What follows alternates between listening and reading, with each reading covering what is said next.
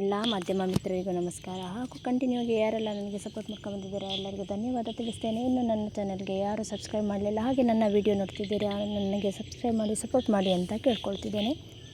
ಇವತ್ತಿನ ನನ್ನ ವಿಡಿಯೋದಲ್ಲಿ ನಾನು ಮಳೆಗಾಲದಲ್ಲಿ ನಾವು ಇನ್ಕಮ್ ತೆಗಿಬೇಕಿದ್ರೆ ನಾವು ಯಾವ ರೀತಿ ಗಿಡವನ್ನು ನೆಡಬೇಕು, ಯಾವ ಗಿಡವನ್ನು ನೆಡಬೇಕು, ಹೇಗೆ ಇನ್ಕಮ್ ತೆಗಿಬೇಕು ಅಂತ ನಾನು ನಿಮಗೆ ತಿಳಿಸಿದ್ದೇನೆ.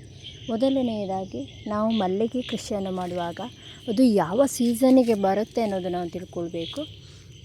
ಯಾವುದೇ ಕೃಷಿಯನ್ನಾಗಲಿ, ಮಲ್ಲಿಗೆ ಅಂತಲ್ಲ, ಯಾವುದೇ ಕೃಷಿ ಮಾಡೋದಾಗಲಿ ಅದು ಯಾವ ಸೀಸನ್ ಅಂತ ನಮಗೆ ಗೊತ್ತಿರಬೇಕು. ಯಾವ ಸೀಸನ್ಗೆ ನಾವು ಗೊಬ್ಬರ ಹಾಕಬೇಕು, ಯಾವ ಸೀಸನ್ಗೆ ನಾವು ಬೆಳೆ ತೆಗಿಬೇಕು ಅನ್ನೋದು ನಮಗೆ ಗೊತ್ತಿರಬೇಕು.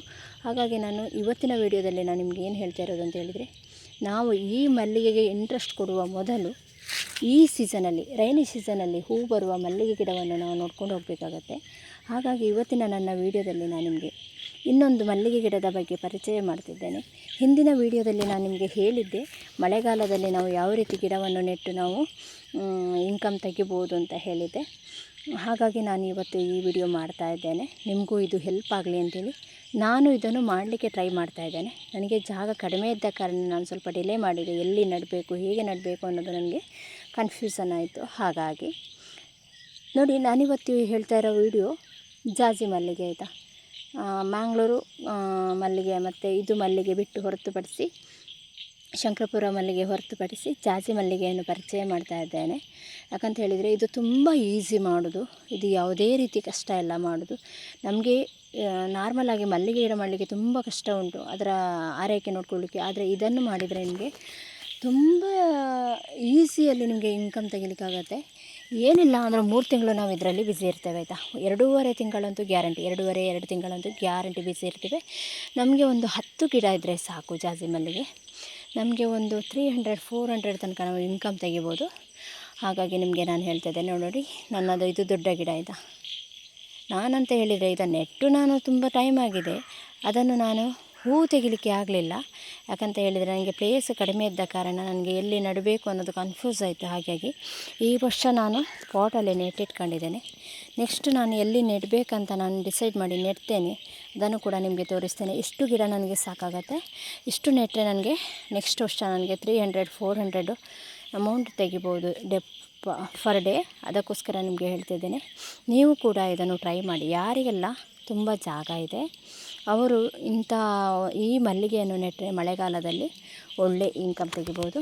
ಇದಕ್ಕೆ ಯಾವುದೆಷ್ಟು ಖರ್ಚಿಲ್ಲ ಅಂತ ನಾನು ಅಂದ್ಕೊಳ್ತೇನೆ. ಬೇಸಿಗೆಯಲ್ಲಿ ಒಮ್ಮೆ ಗೊಬ್ಬರ ಹಾಕಿ ನೀರು ಹಾಕಿದರೆ ಕಟ್ ಮಾಡಿ ತುಂಬ ಚೆಂದ ಚಿಗುರು ಬಂದಿರುತ್ತೆ. ಮಳೆಗಾಲದಲ್ಲಿ ಹೂವು ಸಾಕಷ್ಟು ಹೂವು ಕೊಡುತ್ತೆ. ಇನ್ನೊಂದು 10 ಡೇಸಲ್ಲಿ ಇದು ನನಗೆ ಹೂವು ಸಿಗಲಿಕ್ಕೆ ಸ್ಟಾರ್ಟ್ ಆಗುತ್ತೆ. ಅದು ಎಷ್ಟು ಸಿಗ್ತದೆ ಅಂತ ನನಗೆ ಗೊತ್ತಿಲ್ಲ.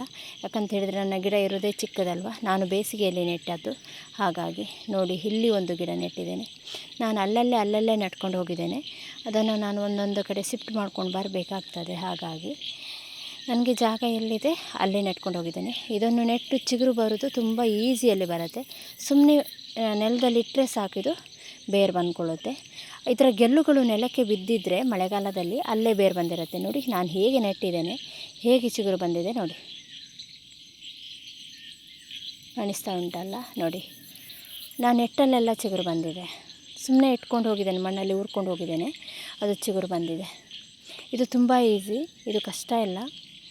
ಮಲ್ಲಿಗೆ ಆದರೆ ತುಂಬ ಕಷ್ಟದಲ್ಲಿ ಬೇರು ಬರಬೇಕು. ಇದು ಹಾಗೇನಿಲ್ಲ. ಇದು ನೋಡು, ಇದು ಪಾಟಲ್ಲಿ ಕೆಳಗೆ ತಾಗಿತ್ತು, ಕೆಳಗಡೆ ಪಾಟಿಗೆ ತಾಗಿತ್ತು. ಇದು ಇಲ್ಲೇ ಬೇರು ಬಂದಿದೆ ನೋಡಿ.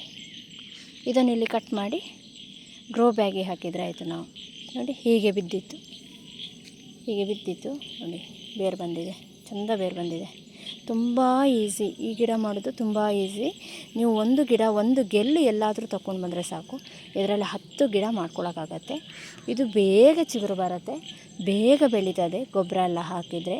ಹಾಗಾಗಿ ನಿಮಗೆ ಹೇಳ್ತಿದ್ದೇನೆ, ನಾವು ಇದರಿಂದ ಮಾತ್ರ ಅಲ್ಲ, ಇದು ನಮಗೆ ಬೇಸಿಗೆ ಸೀಸನ್ ಅಲ್ವಾ, ಅದು ಮಳೆಗಾಲ ಸೀಸನ್ನು. ಅದು ಬೇಸಿಗೆಯಲ್ಲಿ ಹೂ ಕೊಡೋದಿಲ್ಲ, ಇದು ಮಳೆಗಾಲದಲ್ಲಿ ಕೊಡೋದಿಲ್ಲ.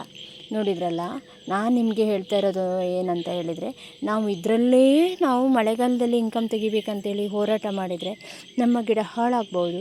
ಹಾಗಾಗಿ ನಾನು ಇವತ್ತು ನಿಮಗೆ ಸಜೆಸ್ಟ್ ಮಾಡೋದು ಜಾಜಿ ಮಲ್ಲಿಗೆ ನಡಿ ಅಂತ. ಮಲ್ಲಿಗೆ ಕೃಷಿಯಲ್ಲಿ ಇದ್ದ ಪ್ರತಿಯೊಬ್ಬರಿಗೂ ನಾನು ಕೇಳ್ಕೊಳ್ಳೋದು, ನೀವು ಜಾಜಿ ಮಲ್ಲಿಗೆಯನ್ನು ಸ್ವಲ್ಪ ನೆಡಿ ಅಂತ ಕೇಳ್ಕೊಳ್ತೇನೆ. ಯಾಕಂತ ಹೇಳಿದರೆ ಅದರಿಂದ ತುಂಬ ಇನ್ಕಮ್ ಬರುತ್ತೆ, ನನಗೆ ಗೊತ್ತುಂಟು, ನನ್ನ ಅಕ್ಕಪಕ್ಕದವರು ಮಾಡಿದ್ದಾರೆ. ಹಾಗಾಗಿ ನಾವು ನೆಟ್ಟರೆ ಅಲ್ಲ, ಅದಕ್ಕೆ ಸಹ ಸ್ವಲ್ಪ ಶ್ರಮ ಪಡಬೇಕು, ಜಾಸ್ತಿ ಅಲ್ಲ, ಸ್ವಲ್ಪ ಮಾಡಿದರೆ ಸಾಕು, ಅದು ತುಂಬ ಇನ್ಕಮ್ ಬರುತ್ತೆ. ಮಳೆಗಾಲ ಫುಲ್ಲು ಬರುತ್ತೆ. ಹಾಗಾಗಿ ನಮ್ಮ ಖರ್ಚಿಗಾಗುವಷ್ಟು ನಾವು ಅದರಲ್ಲಿ ಇನ್ಕಮ್ ತೆಗಿಬೋದು. ಹಾಗಾಗಿ ನಿಮಗೆ ಇದೊಂದು ಸಜೆಸ್ಟ್ ಮಾಡ್ತೇನೆ.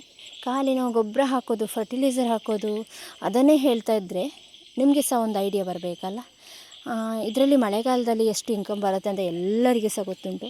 ಅಷ್ಟೊಂದು ಇನ್ಕಮ್ ಬರೋದಿಲ್ಲ. ಅದಾದರೆ ಬೆಟರ್ ಅಂತ ಹೇಳ್ತೇನೆ. ನಾನು ಕೂಡ ಅದನ್ನು ಮಾಡ್ತೇನೆ. ನೆಕ್ಸ್ಟ್ ವರ್ಷ ನನಗೆ ಕೂಡ ಸಾಕಷ್ಟು ಇನ್ಕಮ್ ಬರುತ್ತೆ ಅಂತ ನಾನು ಅಂದ್ಕೊಂಡಿದ್ದೇನೆ. ಯಾಕಂತ ಹೇಳಿದರೆ ಒಮ್ಮೆಲೆ ನೆಟ್ಟು ಒಮ್ಮೆಲೆ ಚಿಗುರು ಬರಲಿಕ್ಕೆ ಸಾಧ್ಯ ಇಲ್ಲ. ಹಾಗಾಗಿ ನಾನು ಅಷ್ಟು ಪ್ರಿಪೇರ್ ಮಾಡಿಟ್ಕೊಂಡಿದ್ದೇನೆ. ನೆಕ್ಸ್ಟ್ ಬೇಸಿಗೆಗೆ ನಾನು ಎಲ್ಲಿ ನೆಡಬೇಕಂತ ಡಿಸೈಡ್ ಮಾಡ್ತೇನೆ. ಇನ್ನೊಂದು ಏನಂತ ಹೇಳಿದರೆ, ನಿಮ್ಮ ಮಲ್ಲಿಗೆ ಗಿಡ ಸುಮ್ಮನೆ ಚಿಗುರು ಬರಲಿಲ್ಲ, ಸುಮ್ಮನೆ ಹೂವು ಬರ್ತಾಯಿಲ್ಲ, ಸುಮ್ಮನೆ ಬೆಳ್ಕೊಂಡು ಹೋಗಿದೆ ಅಂತ ಹೇಳಿದರೆ ಈ ಥರ ಕಟ್ ಮಾಡಿ ನೋಡಿ, ಎಷ್ಟು ಚಂದ ಚಿಗುರು ಬಂದಿದೆ ಅಂತ ಹೇಳಿದರೆ ಅಷ್ಟು ಚಂದ ಚಿಗುರು ಬಂದಿದೆ. ಎಲ್ಲ ಕಟ್ ಮಾಡಿದ ಗೆಲ್ಲುಗಳಲ್ಲಿ ಕೂಡ ಚಿಗುರು ಬಂದಿದೆ. ಹಾಗಾಗಿ ನಿಮಗೆ ಹೇಳ್ತಾ ಇರೋದು, ನಿಮ್ಮ ಮಲ್ಲಿಗೆ ಗಿಡಕ್ಕೆ ನೀವು ಯಾವ ಥರ ಆರೈಕೆ ಮಾಡ್ತೀರಿ ಅನ್ನೋದು ಇಂಪಾರ್ಟೆಂಟ್ ಆಗುತ್ತೆ. ಮಲ್ಲಿಗೆ ಗಿಡ ಯಾವ ಜಾತಿದು ಅನ್ನೋದು ಇಂಪಾರ್ಟೆಂಟ್ ಆಗುತ್ತೆ. ಯಾವ ಸೀಸನಲ್ಲಿ ಹೂ ಬರುತ್ತೆ ಅನ್ನೋದು ಕೂಡ ಇಂಪಾರ್ಟೆಂಟ್ ಆಗುತ್ತೆ. ಸೀಸನ್ನಿಗೆ ನಾವು ಹೋರಾಡಬೇಕೇ ಹೊರತು ಬೇರೆ ಸೀಸನಲ್ಲಿ ನಾವು ಮಾಡಲಿಕ್ಕಾಗೋದಿಲ್ಲ. ಹಾಗಾಗಿ ಹೇಳ್ತೇನೆ, ಪ್ರತಿಯೊಂದು ಫಸಲಿಗೂ ಕೂಡ ಅದಕ್ಕೆ ಸೀಸನ್ ಇರ್ತದೆ. ಮಲ್ಲಿಗೆಗೆ ಮಾತ್ರ ಅಲ್ಲ, ಪ್ರತಿಯೊಂದಕ್ಕೂ ಕೂಡ ನಾವು ಅದನ್ನು ತಿಳ್ಕೊಳ್ಬೇಕು. ಕೃಷಿ ಮಾಡುವ ಮೊದಲು ನಾವು ಇದು ಯಾವ ಸೀಸನ್ನಿಗೆ ಅಂತ ನೋಡ್ಕೊಳ್ಬೇಕಾಗ್ತದೆ. ಮಲ್ಲಿಗೆ ಅಂತ ಹೇಳಿದರೆ ಫೆಬ್ರವರಿಯಿಂದ ಮಾರ್ಚ್ ಎಂಡ್ ತನಕ ಇದು ಸೀಸನ್ನು. ಹಾಗಾಗಿ ನಾವು ಆ ಟೈಮಿಗೆ ನಾವು ಇನ್ಕಮ್ ತೆಗಿಲಿಕ್ಕೆ ನೋಡಬೇಕೆ ವಿನಃ ಬೇರೆ ಟೈಮಿಗೆ ನಾವು ತೆಗಿಲಿಕ್ಕೆ ನೋಡಿದರೆ ನಮ್ಮ ಕೈಯಲ್ಲಿರೋ ಹಣ ಹೋಗುತ್ತೆ. ಮಾಡಿ ಅದರದ್ದು ಆರೈಕೆ ಮಾಡಿ, ಆದರೆ ತುಂಬ ಹೋರಾಟ ಬೇಡ. ತುಂಬ ಹೋರಾಟ ಮಾಡಿ ಹೂ ತೆಗೆಯುವ ಬದಲು ಹೂ ಬರುವ ಫಸಲನ್ನು ಇನ್ನೊಂದು ಸ್ವಲ್ಪ ನೆಡೋದು ತುಂಬ ಒಳ್ಳೆಯದಂತ ಅನ್ನಿಸ್ತದೆ ನನಗೆ. ಹಾಗಾಗಿ ನಿಮಗೆ ಇದೊಂದು ಸಜೆಸ್ಟ್ ಇರಲಿ ಅಂತ ನಾನು ನಿಮಗೆ ಹೇಳಿದ್ದು. ಜಾಜಿ ಮಲ್ಲಿಗೆಯನ್ನು ನೆಡಿ ಅಂತೇಳಿ ಪ್ರತಿಯೊಬ್ಬರಿಗೂ ಕೂಡ, ಮಲ್ಲಿಗೆ ನೆಡುವ ಪ್ರತಿಯೊಬ್ಬರಿಗೂ ಕೂಡ ಹೇಳ್ತಾ ಇದ್ದೇನೆ. ಹಾಗೂ ಇವತ್ತಿನ ನನ್ನ ವಿಡಿಯೋ ಮುಗಿಸ್ತಾ ಇದ್ದೇನೆ. ಏನಾದರೂ ಇದ್ದರೆ ನನಗೆ ಕಮೆಂಟ್ ಮಾಡಿ. ನಾಳೆನೇ ವಿಡಿಯೋದಲ್ಲಿ ಸಿಗ್ತೇನೆ. ಬಾಯ್ ಬಾಯ್.